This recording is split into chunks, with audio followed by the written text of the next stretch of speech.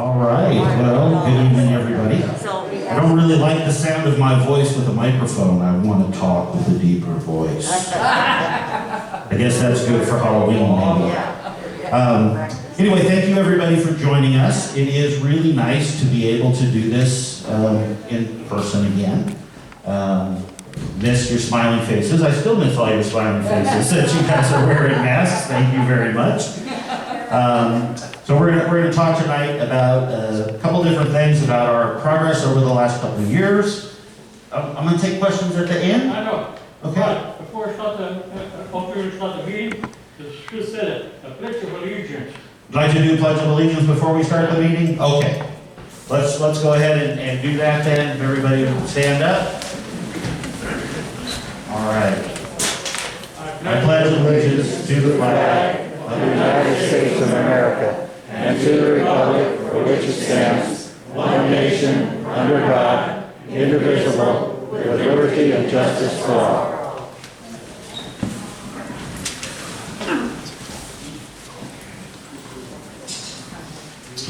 Okay, so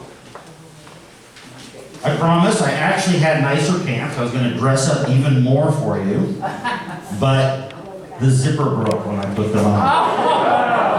And I figured it was better to wear jeans than to get arrested. I'm sure that will show up just wonderfully on social media. Have you gained weight? Moving on. Yeah, it means I packed a more powerful punch, Mark. So,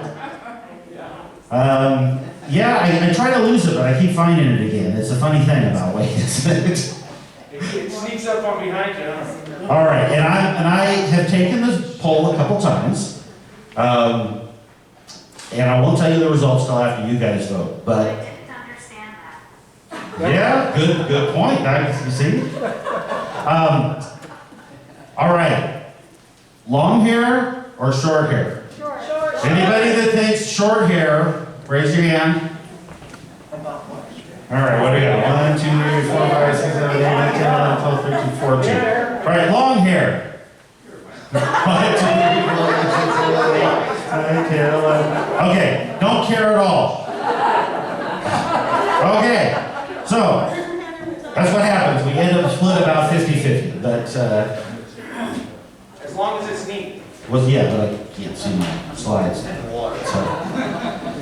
Okay, so the name of this meeting tonight is called Moving Beyond COVID. All right, well, COVID is not completely finished yet. We can, I think, see the end. And we are starting and have moved out of full reactive mode and starting to work in a progressive mode again. So we are excited to be doing that.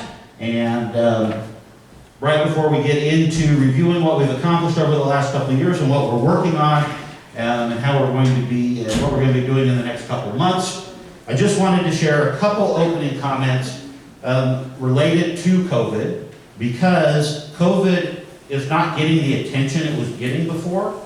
And so I've talked to several people in the community that aren't aware of this.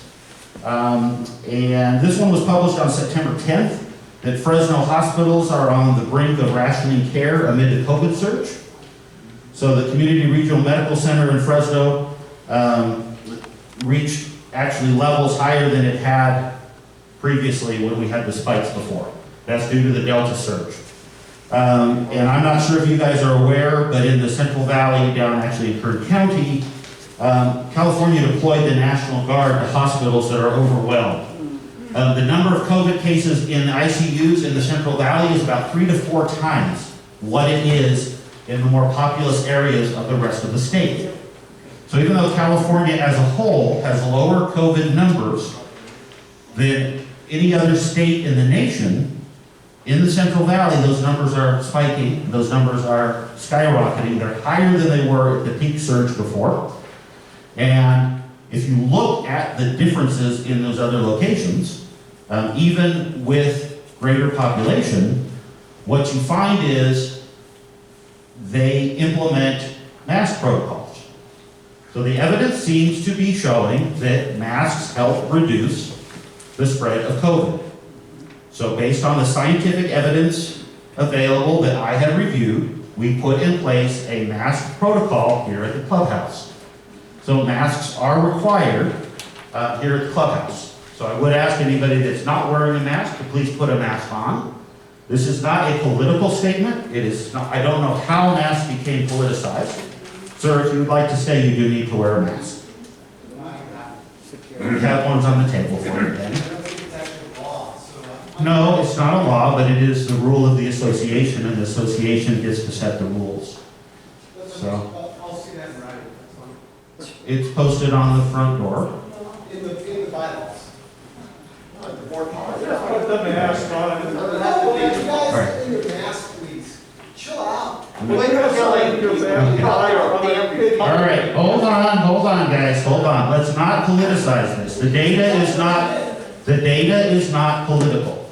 Okay, the data shows that wearing masks reduces the spread of COVID. If you choose to not do that for yourself, that's totally fine. This mask? But that does help reduce the spread of COVID. Did you see what it says? Okay, sir, if you want to do this and be argumentative, you're welcome to leave, and you can watch this on recording. Okay? This is not acceptable. It's not. I'm not being argumentative. You're trying to get me out. No. You're wrong. Hold on. No, you are welcome to stay. Please wear your mask. That is a requirement at the clubhouse. Okay. Okay?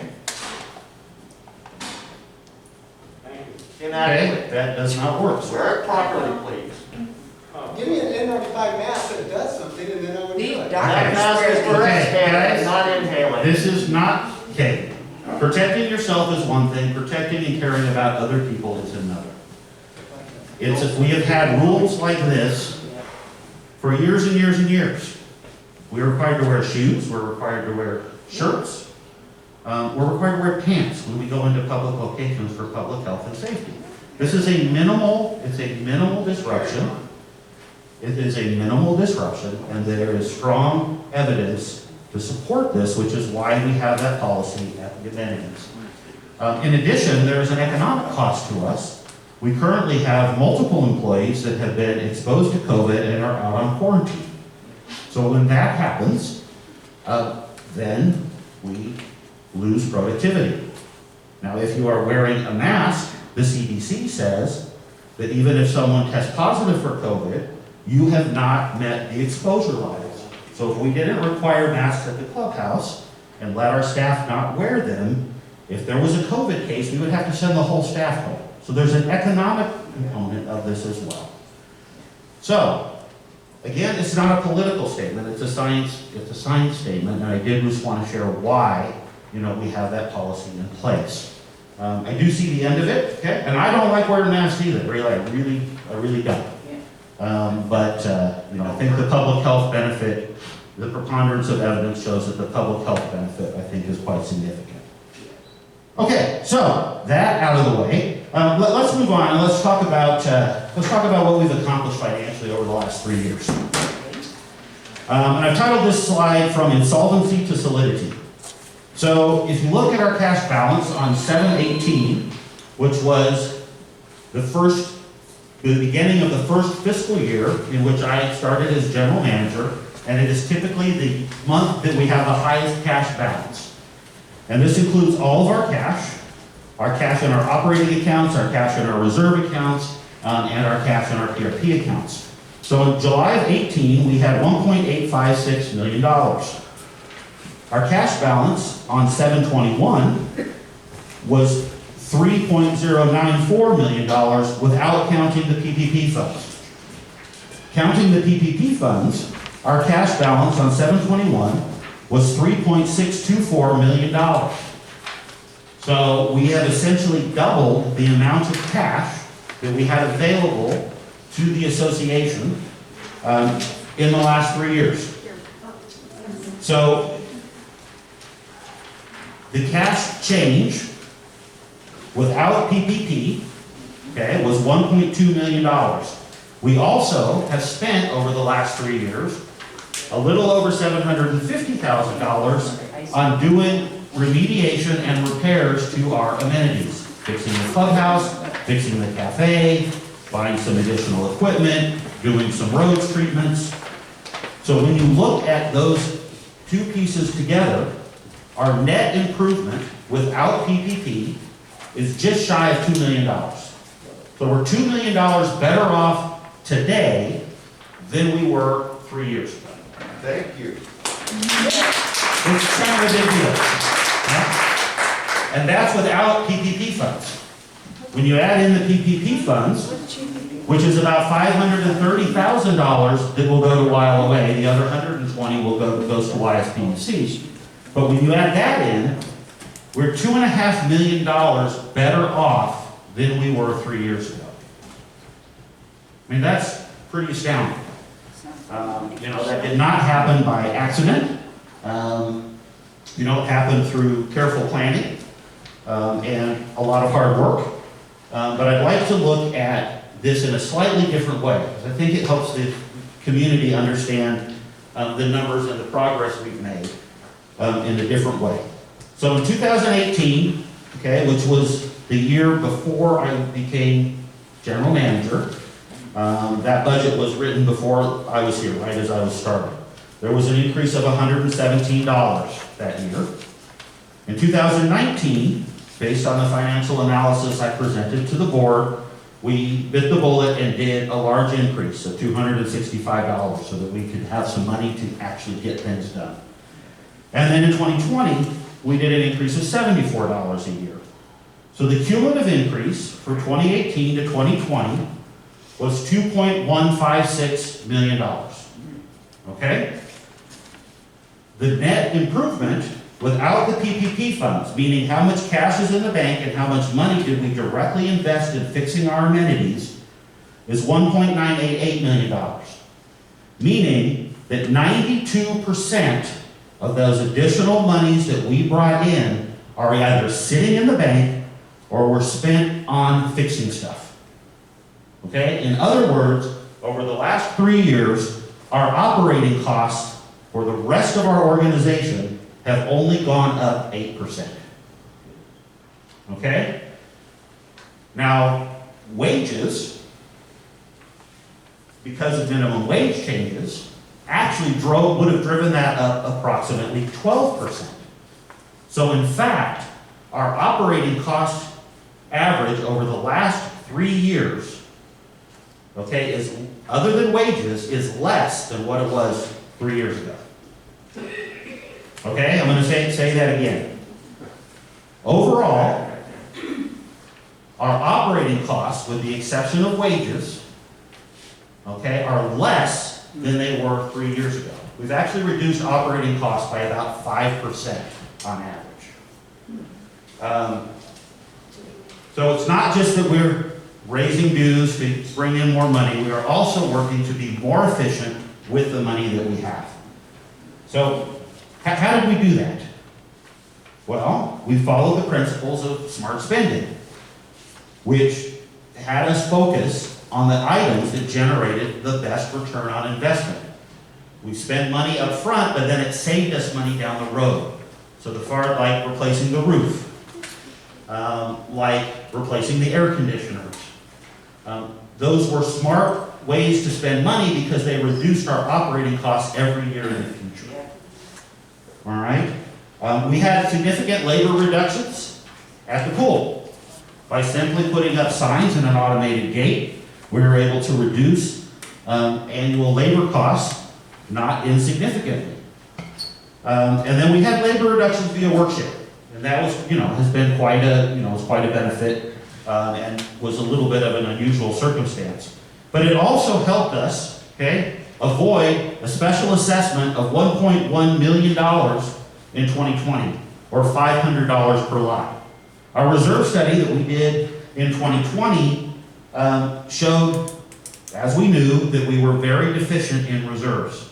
And the recommendation from conducting the reserve study was that we needed to do a special assessment over and above what our annual dues were.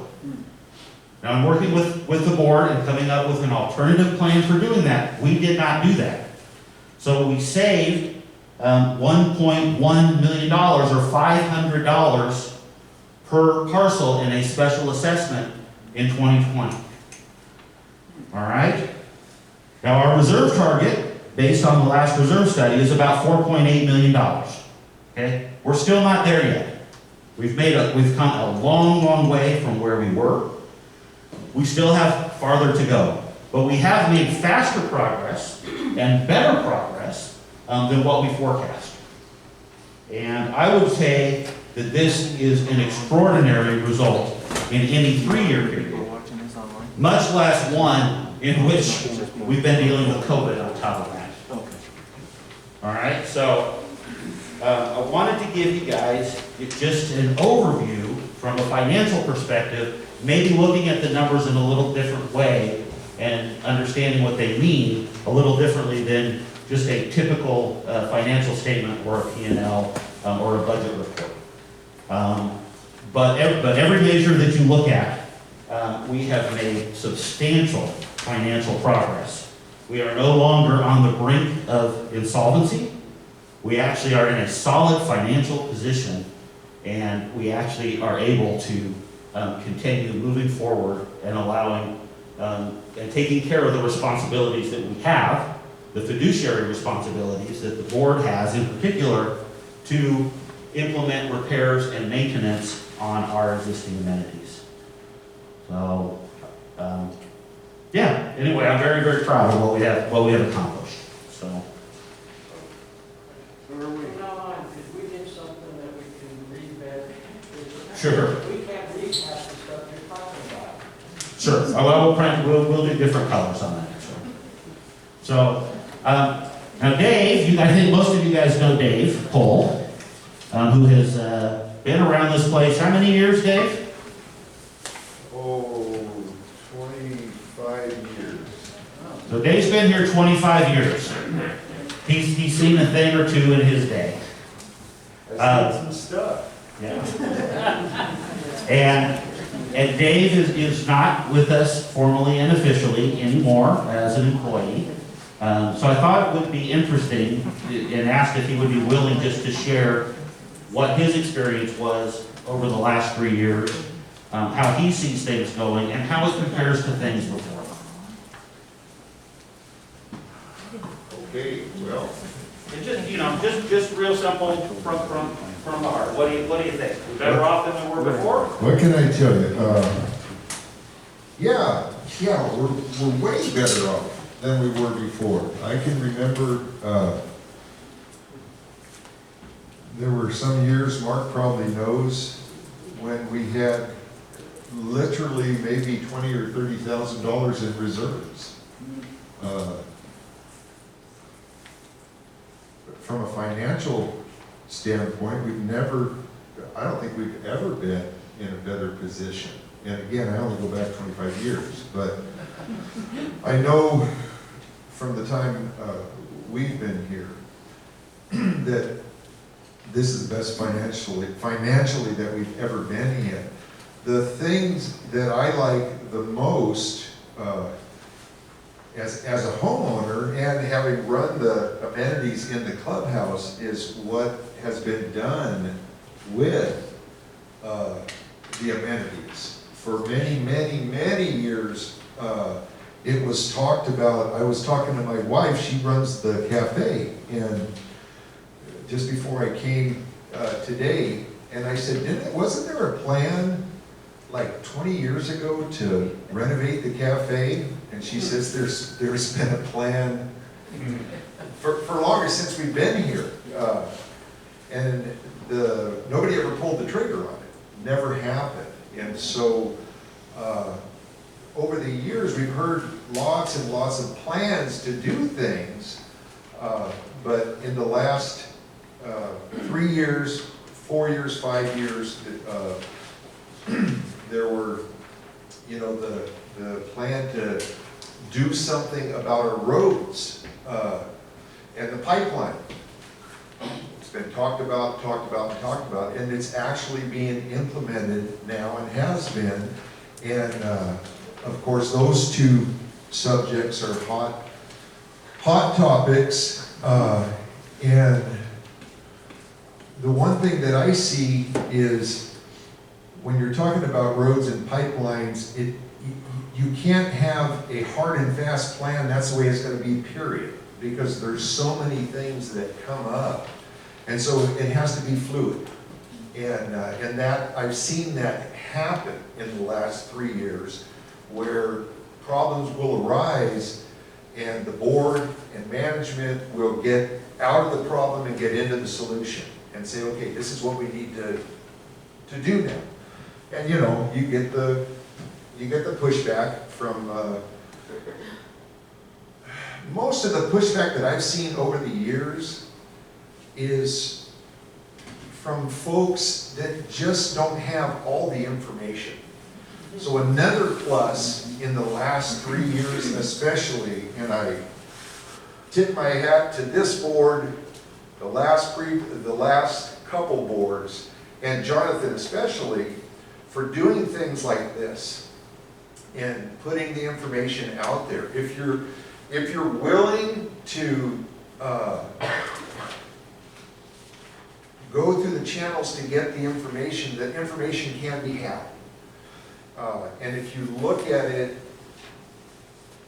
unbiasedly, which is hard for us to do, but if you put on those unbiased glasses and you have all the information, you have to realize this is a great place to live, and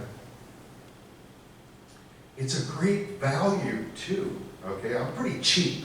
Okay, you know, and I've looked at other places, and these boards, these past few boards, and Jonathan, these guys have done pretty in-depth studies of other associations like ours, and the subsidies are sometimes, some of them are like 3 times as much, and they don't have all the things that we have. You know, it's not 100% apples for oranges, because maybe they have a 18-hole golf course or something like that. But it's just been a real pleasure to have to be able to work with somebody that understands, not only understands finances, but understands how to, knows that you have to have a vision, but then you have to be able to pull the trigger on it. And that's what I've seen done.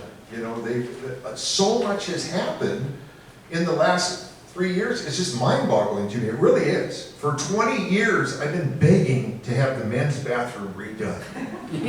Some of you guys that have been around, you know, maybe that's not a big issue, you know, to some people. But when you're running a restaurant, the number one thing that people look at is your stinking bathroom.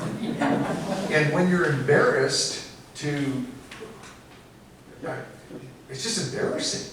And finally did it. Thank you. You know? As well as everything else that you see in here. Some of the changes in the clubhouse proper here are subtle, and you may not notice them, but I sure did. You know, and it looks so nice. And the cafe has never looked better. And not only do they have the front of the cafe that looks so nice, but the kitchen's brand new as well. You know, and so that thing's set. You know, for another 20 years, literally. So the only things that I had seen major prior to this, you know, round, the last 3 years or whatever, was the Blue Heron restaurant did get remodeled. I don't know if you folks have been around when it was what it used to look like, right? And you know, it was this right here, T111 siding. You know, and so that got a nice upgrade, and they could use it again. You know, some folks, I love it only because I saw it how it was before. But some folks have said, hey, that could really use some updating, and whatever. That would be nice too. But you know, the bar is new, this is new, that's new. The roads, the pipelines, just so many things. What would you say about employee morale, Dave? Oh man, there's, Jonathan had, and I don't know if you were directed by the board or if it was your idea, the genesis of it, but Jonathan's big on team building. And he put together a program where the managers all got together and learned and are still learning tools in a professional setting on real basic stuff, how to communicate, which sounds like, oh, well, everybody should know that. Well, you know what? Some people don't know how to communicate. And based on our different personalities, a lot can get lost when you're trying to get things done and you're working with multiple people. Well, because of that, and I'll just finish with this, I have seen people that I've worked with for 10 years literally change, not only in their communication, interpersonal, but just as people. They have learned some tools and they're happier. They certainly communicate better at work, they're happier at work, and the ones that I know a little bit outside of work, they're way happier, and they're blown away at the tools that they've learned from this gal right here. Yeah. So, yeah, it's a good work environment, you know, and the folks that, you know, especially, you know, in the kitchen here, in the restaurants, there's workers in the kitchen that have literally been here 20 years.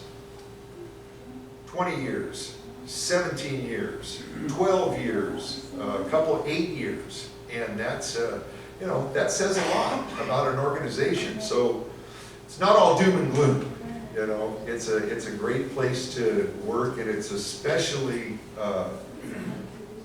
just such a blessing to see how much has gotten accomplished in the last 3 years. So. Thank you, Dave.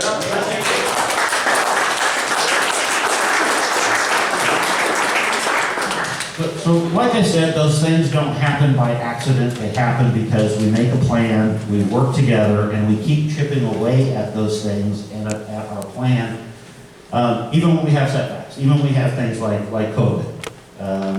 And so I am extraordinarily excited to move what I'm calling beyond COVID. Like I said, we're not quite there yet. I have employees out today that are on COVID quarantine. We're going to continue to have that happen, I think, for the next several months. But we're able to, instead of being reactive, we're able to start taking a strategic focus again.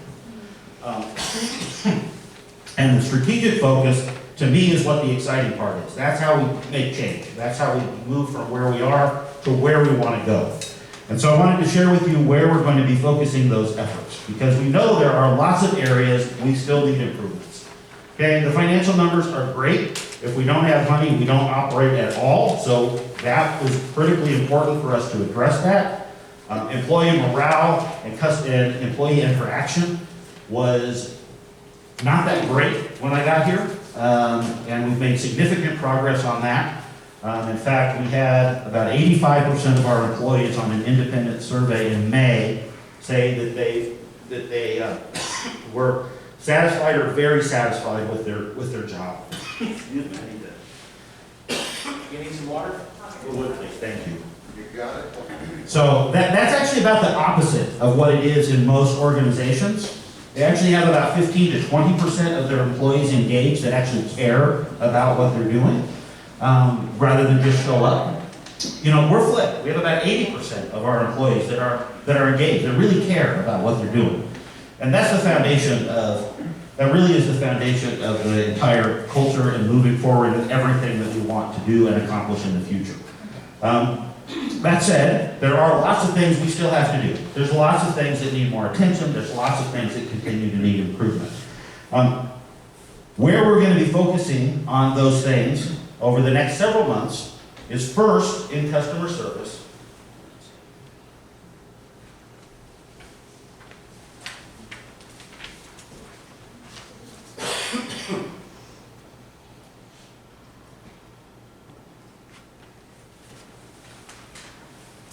Okay, so we're going to first be focusing on customer service. There are a number of things that we can do to improve customer service. And at the end of the day, ultimately, we are a customer service organization.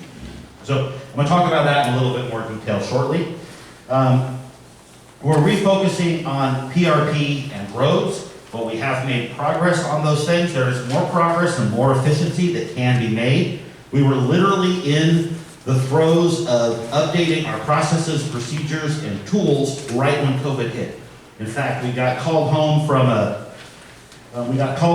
seminar in Vegas because of COVID, right in the middle of making some changes. So we're going to be implementing some additional changes there with more efficient tools, which should help us save additional money. And then we're undertaking a long-term strategic plan for YSPUC. So we have a longer-term plan for YLOA, that's where we started, but YSPUC also needs a longer-term strategic plan so that we know how to get where we want to go 20 years from now. Otherwise, we'll just be wandering along and we won't end up where we want to be. So that work is in progress. So, okay, let's talk about customer service. First of all, thank you guys for your patience as we've been through the last 6 months. It has been very, very challenging with staffing issues and extra stress from COVID, not just from our own staff, but from the community. It's been a wild ride this last 18 months. We are fully staffed again in our admin department, so that's great news. I don't know if you guys are following some of the statistics about how tough it is to hire people right now, about how severe the labor shortages are right now. But we've been able to get some really great people to join our team and fill that out. So that was key. And now we're playing catch up, and we're mostly caught up on those things. But we have several other things that we're going to do. Okay, so we reorganized our admin department. Okay, we split the admin department into 2 different departments. One is called Control and Compliance. Okay, and the purpose of Control and Compliance is about accounting and finances. And then we split out another department specifically focused on customer service. We also added some GM assistants. They're not new positions, or they're not new people, they're new positions, just because we've reorganized the way they work. And we have a GM assistant, Whitney, who is focused on internal issues, and we have a GM assistant, Shannon, who is focused on external issues. And so those of you in the community will end up having a lot of interaction with Shannon, because she is going to help alleviate a lot of the day-to-day things that pop up and keep me from working on those strategic issues and making progress on delivery of those types of items. So we have done that already, that is in place, and now we have several things in customer service that we are going to be addressing. I'm not going to give you specific dates on when they will be done, since there are still so many surprises. In fact, I can't tell you who's out, but we still have some surprises. However, I will tell you the order in which we're doing it, okay? So number 1, we are going to update our phone tree and phone processing procedures. All right, we'll give you more details when that happens, but that will streamline phone communication with the association. Second, there is a situation that we have when we get email and messages that get passed off from one person to another. There is no way right now for us to follow up on the status of that. So if it gets to another person, that's that person's job to take care of it, and basically we have to talk to that person in order to find out what the status is. Well, it worked when people weren't out for COVID, when we weren't working short hours. It doesn't work real well when you have multiple people that need to share and need to have access to that information. So we're implementing something called shared email folders, and that will allow us to check the status of work requests and calls that come in, even if without having to talk necessarily to the person who's doing that work. So that will, I believe, very significantly improve our communication on our customer service team so that the whole team is aware of where things are at the time, or at least much better than we are today.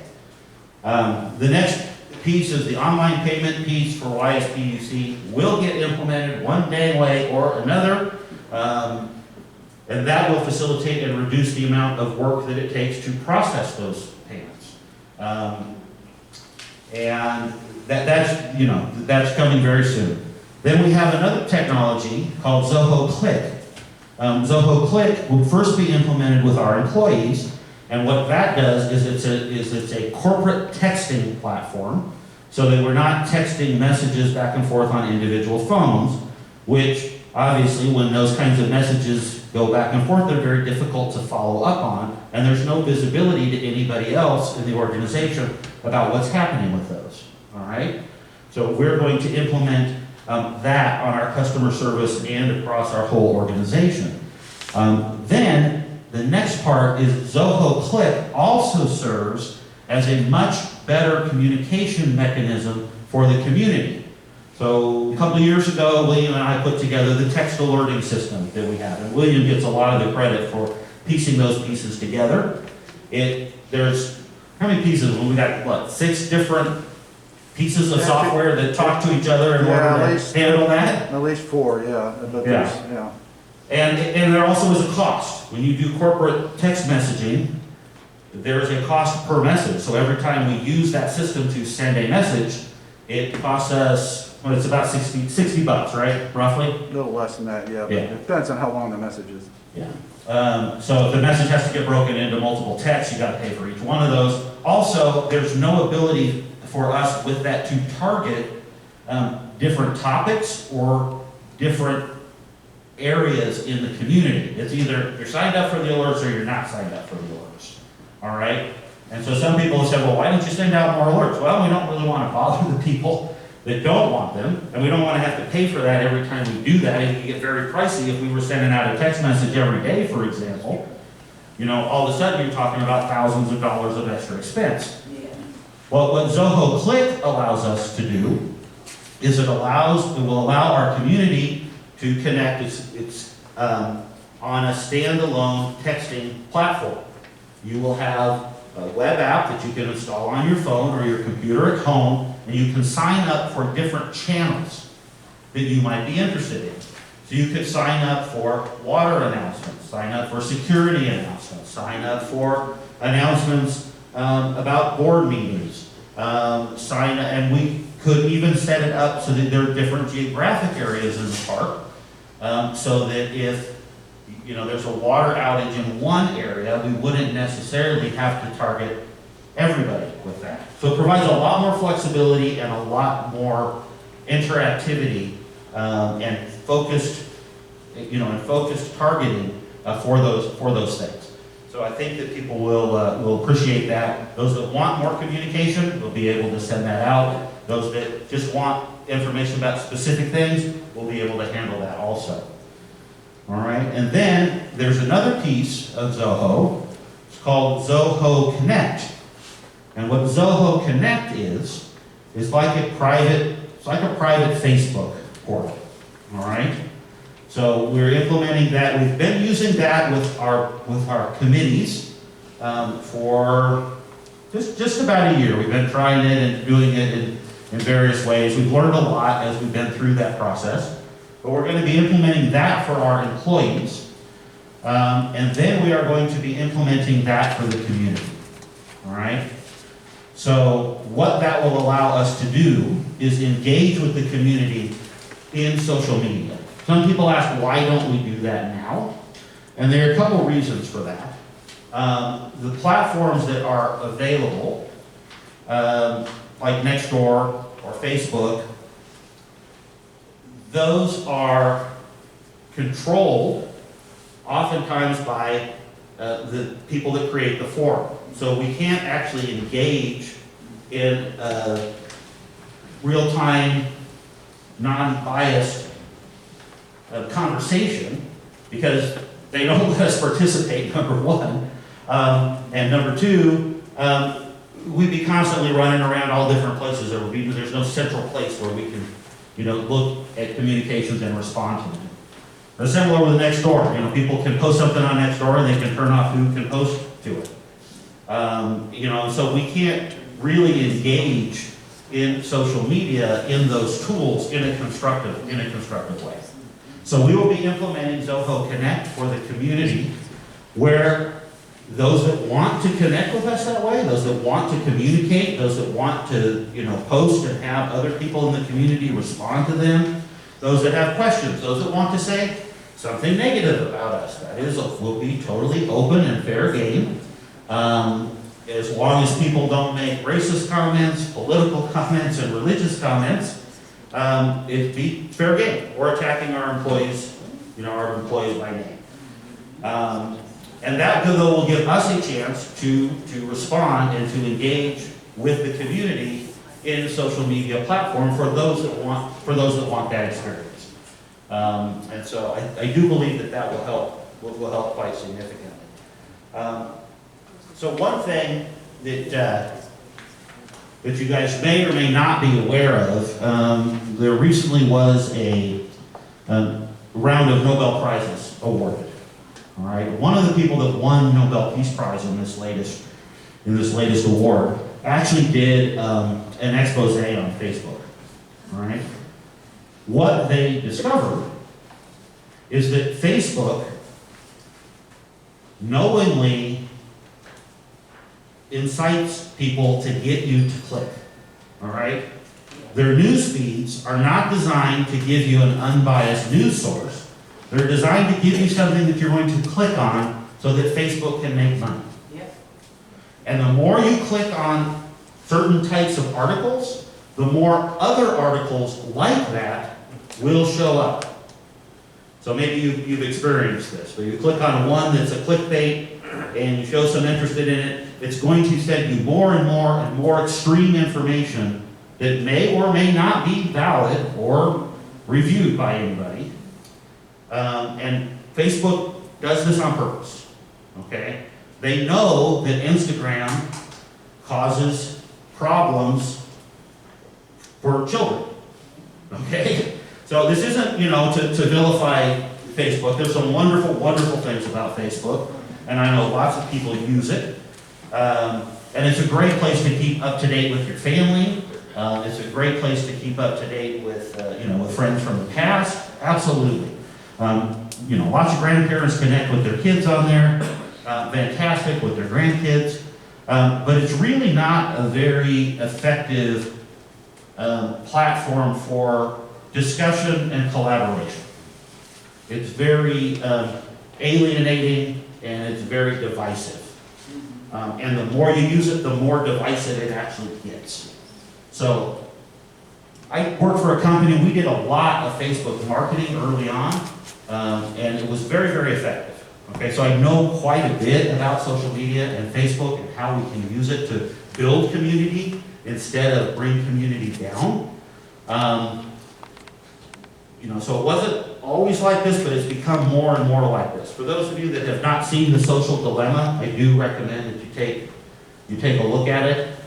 It's a very, very fascinating documentary, and it, there are wonderful things about social media, but there are some not so wonderful things about social media too. So I'm actually very excited to be able to engage with the community in that type of forum for those that want to do that. Okay, so that's what's coming. Again, I'm not giving you specific dates, but those things are all in the works. The products have been selected. We are in the process of implementing them. I expect over the next several months that we will have all of those things rolled out. But again, I'm not going to give you a specific date. I've done that before and been caught by surprise too much. But I do promise you we will get them done, and they will stay on our radar until they are deployed and put in place. Okay? Now, another focus that we got interrupted on was PRP and roads. Like I said, we were at a convention discussing various techniques and other ways of doing the work with the vendors at the time COVID hit. So the paint striper arrived today. All right, so there was some training on it this morning. We have some yellow paint left over from several years ago. We still have not been able to get a date on delivery of white paint. 4 months out on it? Yeah, we're 4 months out on white paint. So, but we do have yellow paint, and we are going to get lines painted in the middle of the roads again. Okay, so that's exciting. One of the things the board had approved a year and a half ago was a product called the asphalt zipper. We actually have the asphalt zipper. We got it last summer. We just hadn't had all of the training and opportunities to use it that we needed. What it does is it works like a rototiller on trenching out where the pipeline goes. But what it gives us is a very finely ground asphalt. All right? So it's much faster than it is to do what we're doing now. It's like to open a trench that's 300 feet long, takes our whole crew a full day to do that. You have to jackhammer, you have to chunk out the asphalt, you have to lift it up, you have to put it, in the back of a truck, you have to haul it over to the yard. What this does by grinding it up into, very fine granules, number one, you can drive over it immediately if you need to.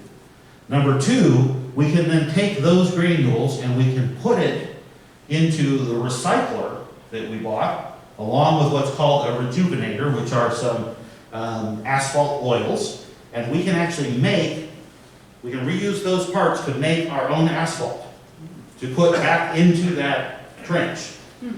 You do the same thing for patching potholes. Okay, so it's much more cost effective for us to use those kinds of things than having to, say, drive down to Fresno to pick up a batch of asphalt and then drive it back here, which by the time it gets here, you spent 3 hours driving there and back and picking up the asphalt, and now it's already below the temperature that it should be for best adhesion when you put it down in the road. Okay? So these are the kinds of things that we have for the strategy called smart spending. Let's find ways to do things more cost effectively and more efficiently. So the zipper and the recycler will be in use here within the next few months. There's a little bit more training to do, but that's happening. We're moving forward again strategically on things. And then the board had approved previously a traffic control solution that helps us save having to manually have people hold up stop signs and go signs to manage traffic. We will have that purchased and deployed also within the next few months, and that saves, it just helps our team be more efficient and accomplish more with the same labor hours. All right. So for YSPUC, we're implementing variable speed pump controls.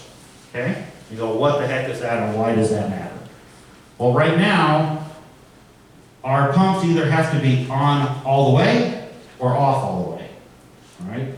And when you turn them off, then before you can put them back into the system to use them to produce water and put it back in our tanks, you have to let them run and flush out, sometimes hundreds or thousands and thousands of gallons. Also, you are always running at a high rate of speed, pulling using the most electricity at the time. If you have a variable speed pump control, combined with the SCADA system that we have implemented in the last year, you can actually adjust that to take advantage of time of use rates and balance that against water production when electricity is less expensive. It really wouldn't make sense to do that before, because if you ran out, first you'd have to go manually to the well to turn it off, and then you'd go back 3 hours later and turn it on. It would have been a total waste of time. But with this, we will be able to control it remotely and even be able to program it to adjust automatically to take advantage of lower electricity rates. And our projections are that we should save 15 to 20% roughly in electricity costs because of this type of solution. Also, it provides less wear and tear on the pumps themselves, so we do expect a longer life expectancy with those pumps. And so the board has already, the YSPUC board has already approved the budget for purchasing that. It's approximately $100,000 to purchase and install those. And we expect a payback period, over the next 18 to 24 months. And after that, it's like printing our own money, right? Savings every year after year after year. And I also mentioned we are working on a 5-year strategic plan for YSPUC. We're doing an update and a review of all of our equipment, and we are preparing a longer-term vision of what we want the system to look like that would be more efficient to manage, and so that we end up with pieces that fit together in a better way than they do now. Basically today we got 3 different discrete systems.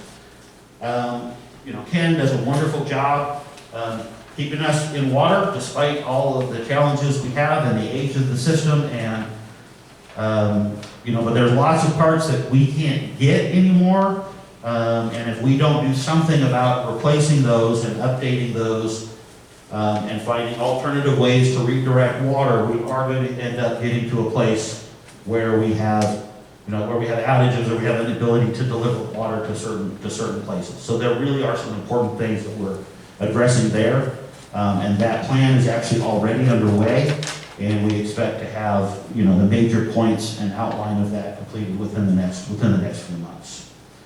So those are exciting things to me, right? I love this. How do we be more efficient? How can we use our money better? I mean, you trust us to spend your money well. And I hope that you can see from what we've shared, the results that we've had over the last 3 years, the process that we go through when we evaluate those things. We are always looking for ways to get better value for the dollars we have. Okay? That's the whole principle that I call smart spending. And, most of our employees are also homeowners, so they're big supporters of this as well too. But we view that as not just our duty, but it's our job to find ways to be responsible with the money that you give us. We want to improve service levels, we want to improve efficiencies, we want to improve cost effectiveness, and we want to do what we need to do to maintain and improve this community so that it's getting better and better and better, and that we get to keep and enjoy what we have and not let it fall apart.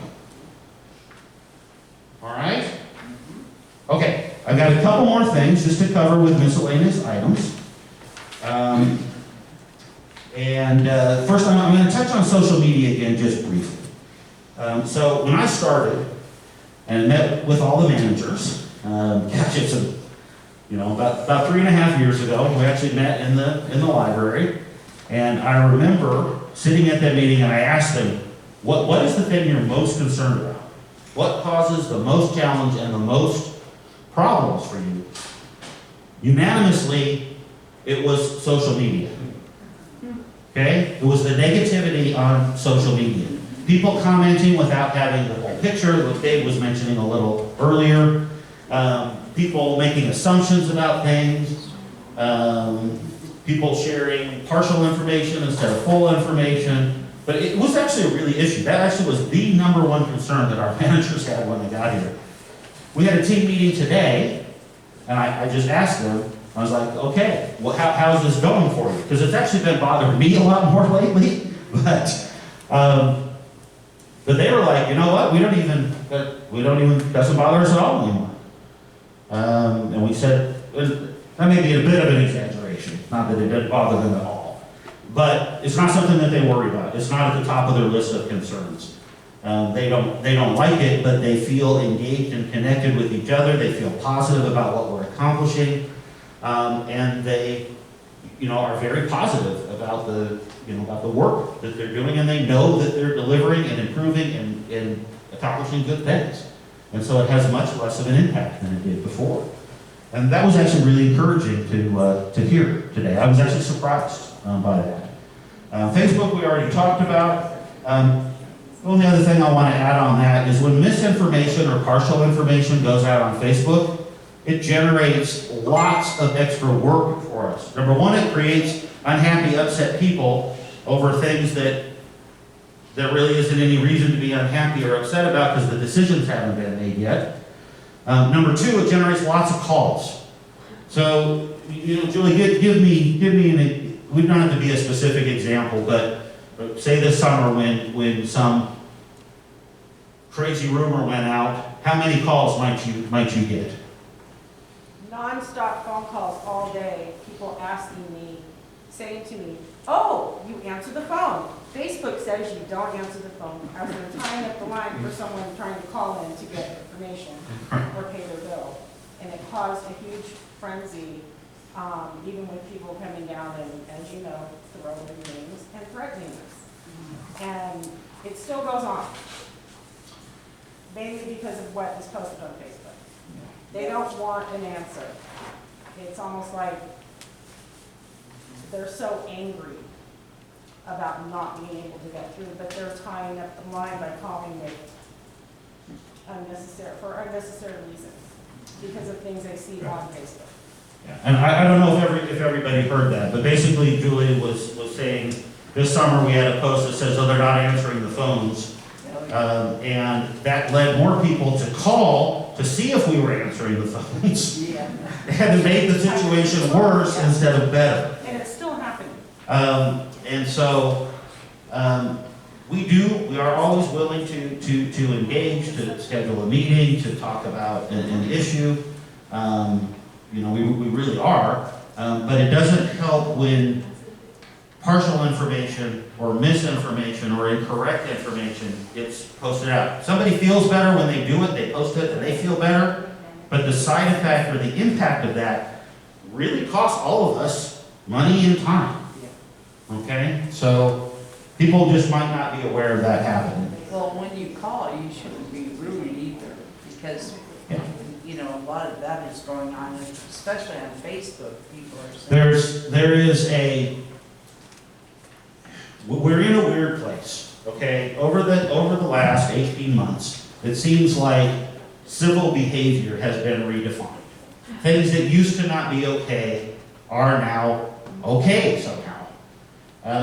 And that does have an impact. So like our managers, they're not worried about the social media comments anymore. Our customer service team, on the other hand, is greatly impacted by these because it generates lots of calls, it generates lots of angry people, and often, I'd say 70, 80% of the time, it really is about something that's not even real. Exactly, yeah. So it's, at any rate, so that's a challenge that we're trying to work through. Okay, I'd like to just, briefly talk about the library. And so that's another example of some things that we've seen posted on Facebook that are inaccurate. We have never, me or the board, have ever said we should close the library or ever planned to close the library. We do think the library is an important part of what we do here. And it's an important part to a significant number of people that are here. Our plan was always to try to balance the use of that room because it's used for multiple things. As Dave knows, it's used for eating, it's used for meetings, it's used for reading, it's used for wedding venues. But we do hear people and what their concerns are about the library. And we are going to change our plan about where we were putting bookcases. We've also found we're going to put bookcases on all of the walls, the open available walls that we can in the library. We are limited because of ADA to have a maximum shelf height of 54 inches.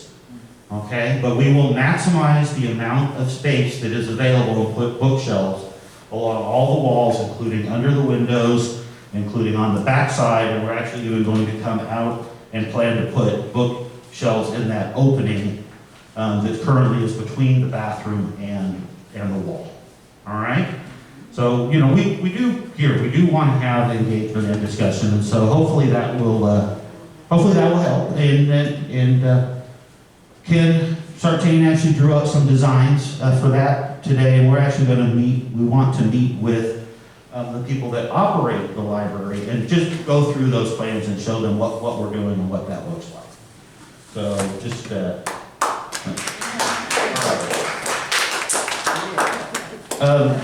I just ask you to clarify, because I'm not sure, the height of the shelves is a max of 54 inches? yes, the top bookshelf cannot be higher than 54 inches to be compliant with the ADA. No, I read they're gonna go all the way to the ceiling. Post it on Facebook, Dave, post it on Facebook. All right, so kiddie pool is another example of something that popped up in social media. Oh, they're getting rid of the kiddie pool, they don't care about our kids. Okay. That was incomplete and inaccurate. We have contemplated replacing the kiddie pool with a splash park as a better, safer alternative.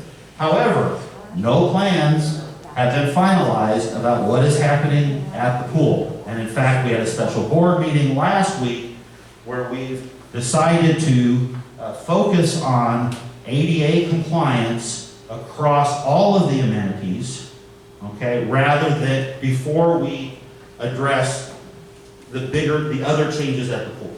So we are preparing a plan to address all of the ADA issues and estimate the cost of those throughout the park, and prioritize those before we continue making changes at the other amenities.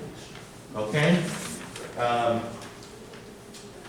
Mailboxes. So we are still working with the post office. Historically, the post office has always paid for the replacement of the mailboxes.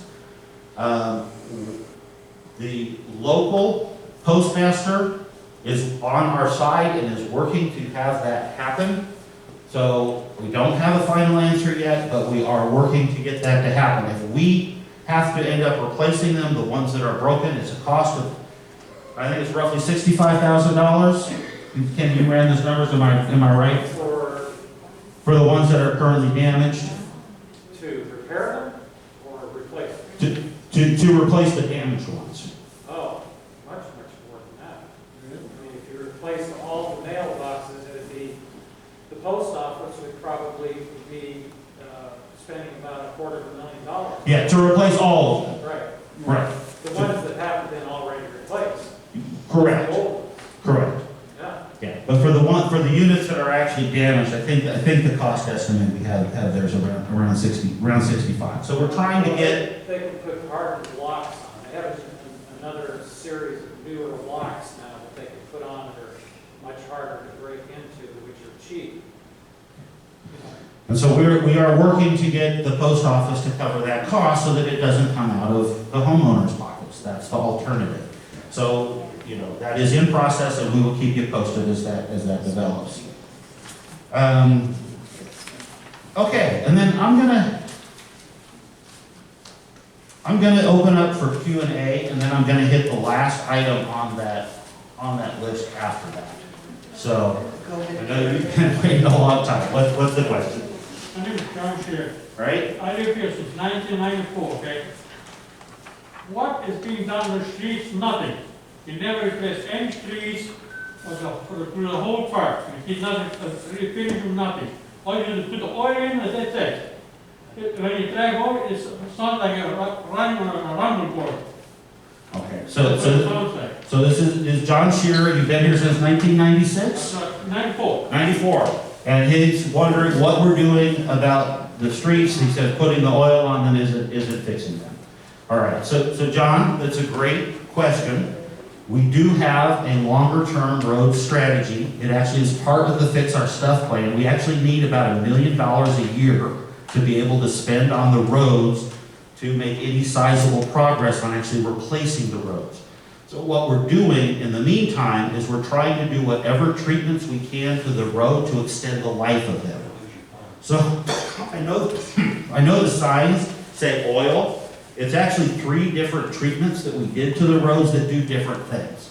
Okay, one is fog sealing. That helps protect the roads, like sunscreen. It helps protect the road from UV radiation, and it extends the life of the road typically about 2 to 3 years. So it helps the road last longer. Normally, you would want to do that on roads that were brand new or that were in great shape.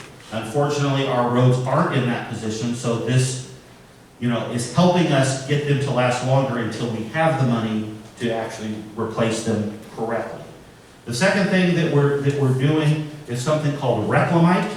What reclamite does is it's like, say your skin's already cracked because you got sunburn already, so too late to put the sunscreen on, right? But you put lotion on. So reclamite is like aloe vera lotion for the roads. What it does is it replaces the top layer of oils in the roads, and in fact even helps reduce the cracking that's in the top. Because when those oils get back in, the road gets more flexible, and when the heat comes up, it actually can fuse the road even back together a little bit. Now granted, you also would want to do that preferably on roads that were new or in good shape, because preventative maintenance is always less expensive than replacement, but it gets us about 3 more years of life, right? It helps stop the roads from getting worse. Doesn't make them better, but it helps keep them from getting worse. The third thing that we tried, it didn't actually end up working very well for us because of the temperatures, but that was a tire rubber, TRNNS, which was a tire rubber, product that goes over. It's a little thicker than the reclamite and the fog seal, and it helps. It actually is good if your road has lost a lot of what are called the fines. If it's really rough, that's a better treatment, could be a better treatment for that. It didn't actually work very well for us when we tried it in the first round. But it's not just spraying oil on the road.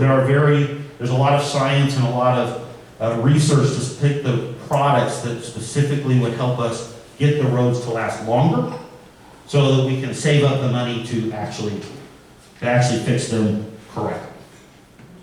Okay? Yeah. So I want to throw in something, don't have nothing to do with the park, okay? I was in Vietnam, 6-1 for 67. Every time they come to a meeting, you never have attention to say the picture for Asians. Soldiers, they lost their lives to save the civilians so they can be safe at home. But yet, you have not enough guts to say the picture for Asians. Okay. I hear what you're saying, and from a personal note, I do thank you for the service. My grandfather actually was a World War II pilot who flew with Berlin Airlift, and I have tremendous respect for people that put themselves in that situation. We do hear what you're saying. And you open up the meeting, there's Asian first. That's number one. All right. So, question here. Yes, I have a group of homes which we're starting a YLP neighborhood watch. And the complaints I got on Crystal Cave Road for 14 months, these roads are crossed and there's dust going on these people's plates, and nobody has done a thing about it.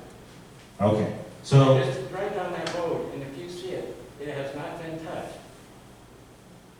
Okay, there has been work that's done. So the question is about Crystal Cave. Right. All right. So there is a very short section that needs to be complete. It's about 7-8 days more of work to finish that stage. We're scheduling paving to happen there on the first week in December. Okay, so that part should go away. Part of the new tools that we have, including the recycler and the zipper, they allow us to cost effectively do smaller sections of the road. Right now, the process that we use, we outsource it to somebody else. It's not cost effective to have them come do 300 feet. So we do a lot longer section before we, and it has taken a lot longer too. So there's multiple things at play. But The thing they could do, there's dips in it. They can put some more dirt on it, at least pack it down, so it's not like this all the way. And these poor people next to these places, you can't leave the dust there. I I do hear what you're saying, and I do understand that that's a frustration. When I spoke with Jared last week, actually, he was going to be contacting them to pave that the first weekend in December. So I don't have confirmation that they're coming, but that was what our plan is. So we expect that work to be completed and paved in December. Yeah, the other big complaint out here is about the mailboxes. And I travel 120 miles a week getting mail. I totally understand where you're coming from on that.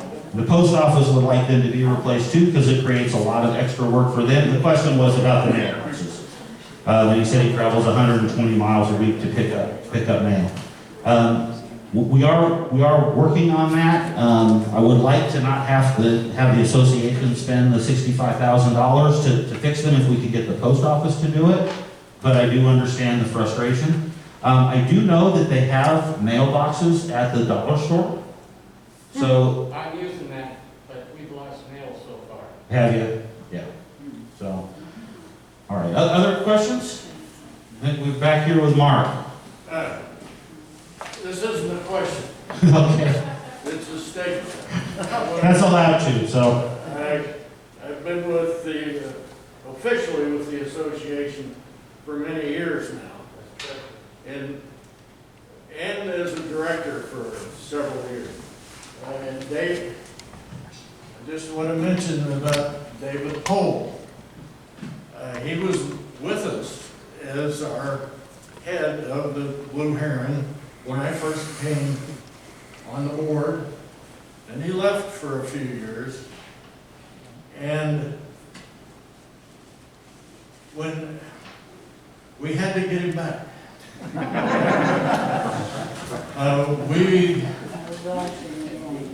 you might remember the housing situation back in 2008, 2009, 2010 in there. A lot of people weren't paying their annual dues to the total of several $100,000. Well, that created a cash shortage. At the same time, under the then restaurant manager, we were losing a lot of money and the losses were increasing. We got David back, fortunately. He immediately started saving us over $100 and some thousand a year. So in the second iteration of when he was here, he has probably saved the association close to $1 million. And you get So- good food. And excellent food besides. I just want to thank David for what he has done.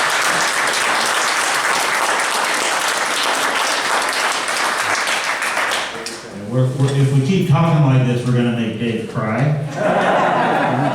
But I've worked with lots of people over the years in lots of different businesses and lots of different places. And I will tell you, one of my favorite people ever is Dave Pohl. That guy cares, he worked his time off, yeah, I miss him terribly. I just want to further mention, before he came back, the restaurants were on a COD. Cash on delivery. We had, that I recall, at least one delivery to the Fairway Cafe, and they would leave the goods until we paid them cash. So the restaurant had to come to the association to get the money to pay. So that's how bad the situation had gotten because people weren't paying their dues. Yeah,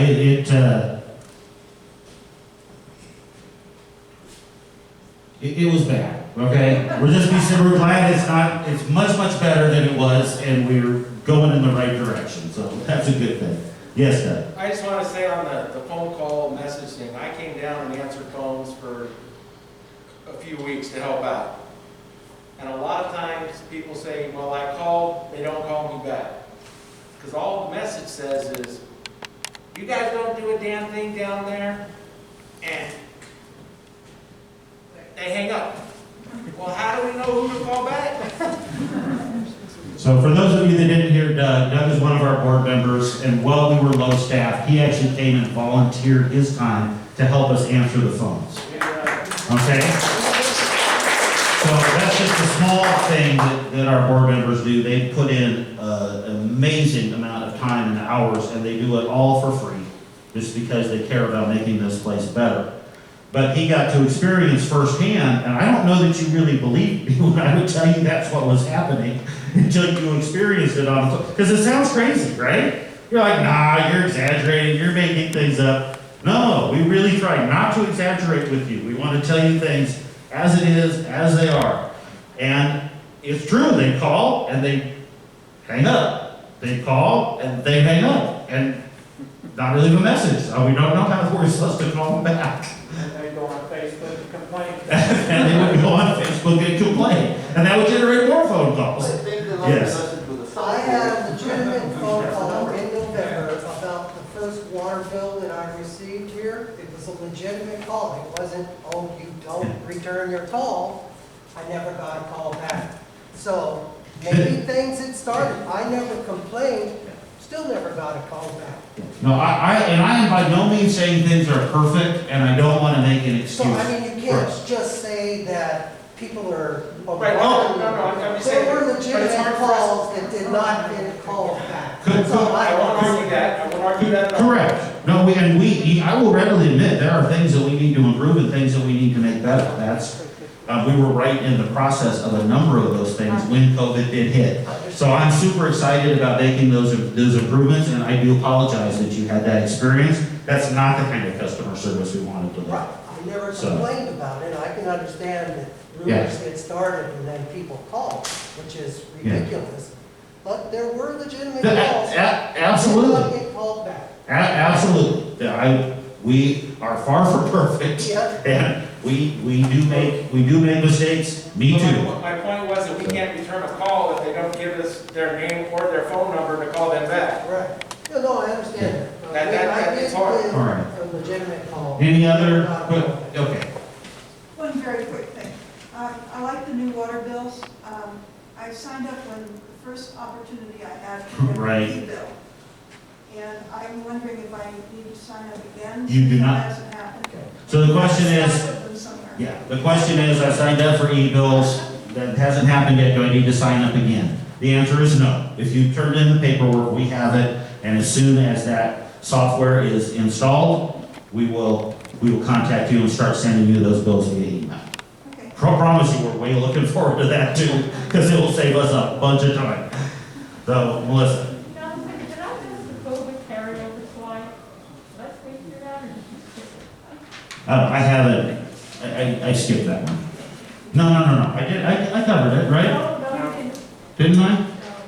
Worker shortages, wages. Oh, you know what it was, is I ended up talking about those items at a different point. But basically, it's just, there are some effects of COVID that are still carrying on. We want it to be done and gone and goodbye forever, but we have inflation pressures, we have staffing pressures, we have supply chain pressures. That's part of the reason I'm not giving specific timelines on things, because there's so many unpredictable components still. But that's what that slide was. So thank you, Melissa, for bringing up that point. Okay, before I cover the last piece, any other questions, comments, feedback? Okay, well, let's go here first. Can you just give us an update on Pizza Kitchen? Okay, let me, so, I will have to run specific numbers. I don't have those off the top of my head. In general, it's fine. So Dave, right before you were leaving, we were selling what, between 40 and 60 pizzas a day? With this? Yeah, Yeah. yeah. which was about what we had estimated, maybe slightly more than we had estimated, right? Yeah, it was right, I think it's right at the estimation, or maybe a little more. I have to go look specifically at the numbers and break that out. It doesn't break out specifically in the numbers. I've tried real hard to forget. All right. I just wanted to say that on Friday night, I was at Hillside, and I ran into a man named Ken Sartain. Oh. We had quite a long discussion, and he listened very carefully to what were our concerns, and it seems to have made a big difference, and I thank him very much. So that was a thank you to Ken Sartain for listening to what their concerns were about the library. So.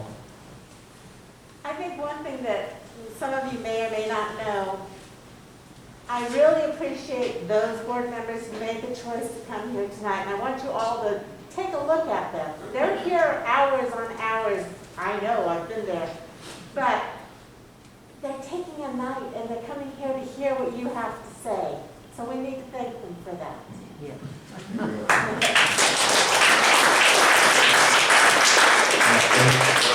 And just to echo on that, for those of you that don't know, I mean, it's not just 2 hours at the board meeting or 4 hours at the board meeting. It's, you know, some of the board members I see literally every day. They're down here volunteering and doing things every day.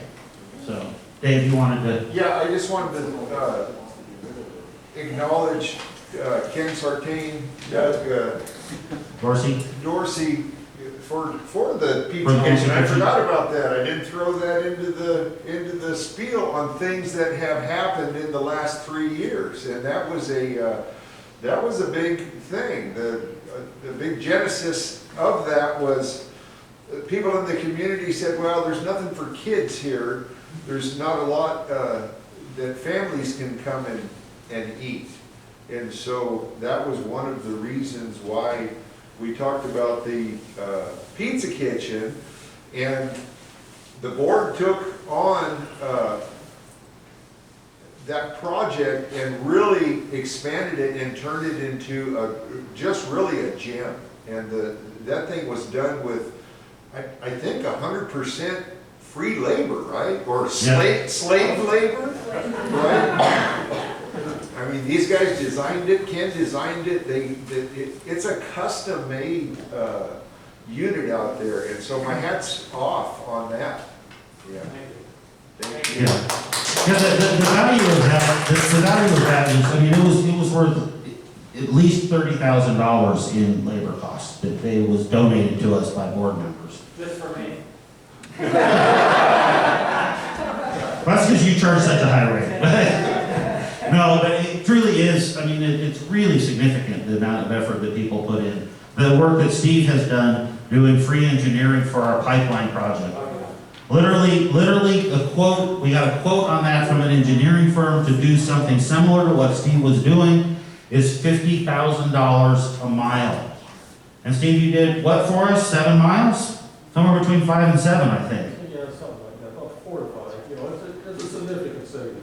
So the value of his contribution was $250,000 of savings to the members of this association that he just did for free. Well,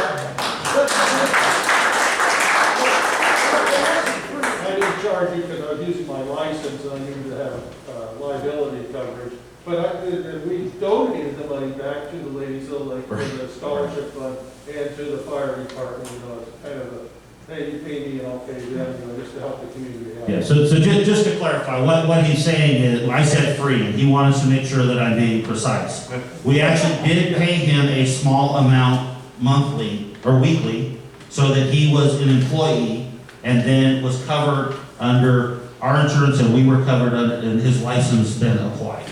Okay, but then he and Becky took the money we paid them, and they donated it to the fire department and Ladies of the Lakes. So I go back to, he did it for free.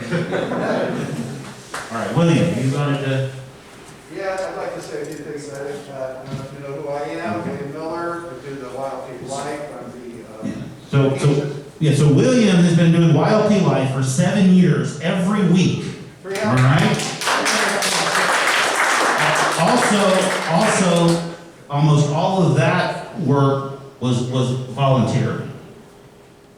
Yeah, Right. I'm part-time. And then William also manages our website, built our website, handles our communication. I don't know if you guys remember what we had 3 years ago, because websites need to be refreshed about every 3 years, so we're ready to do that again. But what we put together 3 years ago, the other associations are just now kind of catching up with. So William, thank you. Well, I just wanted to tell you a little bit about where I came from. I had some remarks here, but I decided to just tell you, my wife and I came here in late 2013, 2014. And we, because our kids lived out here, we came from Michigan. But when we came here, and I look back in the 70s and so forth, and a lot of you remember the YLP newspaper? Okay, which was not, I mean, I couldn't believe it. I looked at that thing and it had stories all the way through it. There was all this stuff. And of course, it wasn't done by the association. It was outfit beyond that. But when we got here, that was no longer like that. There was very little you know, as far as communication, as far as like a newspaper or whatever. My background is nearly 40 years as a newspaper editor in Michigan. Okay? And I came out here and I love the community, I love this setting, we knew this is where we wanted to live. But, you know, there's a lot, we could see that a lot had to be done. And part of that came from a year I spent this is in Battle Creek, Michigan, at a leadership academy. So I was a graduate of that, it's a year-long thing.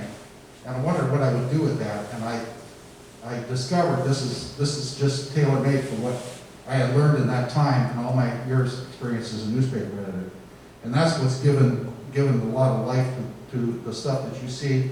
My enthusiasm for this community and for working with Jonathan, because when I first came, there wasn't much going on, and of course we're in financial straits. It's been just wonderful to see the improvements that have happened here. And some of the things that I learned in the Leadership Academy are what Jonathan has implemented here. And that's what really, you know, makes me happy for this community and makes me hopeful. With his professionalism, his fiscal responsibility and stewardship, and his caring for the common good.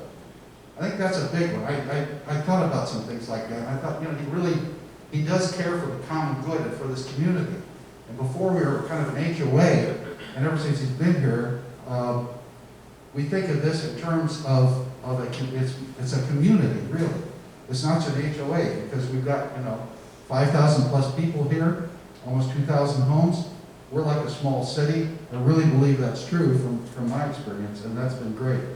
Also, his vision, his hope, and enthusiasm that he engenders in the community is terrific. And I know sometimes mistakes are made, things don't happen as fast as we'd like, especially, you know, I get frustrated too that things don't happen sometimes, but we are moving ahead, folks. And I'm hoping that you're getting that message too. And if you have, you know, constructive criticism for me and my job, for reaching out, you're more than welcome to give that to me, and hopefully we'll get something good out of it. So I just wanted to thank Jonathan for everything that's been going on here, and for you folks for coming out, you know, and listening to this and interacting. So. Okay. Thank you, William.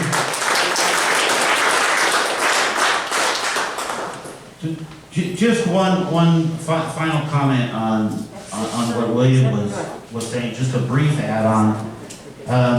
When you have employees and you have board members that are volunteering, that are doing more over and above what happens in a typical work week.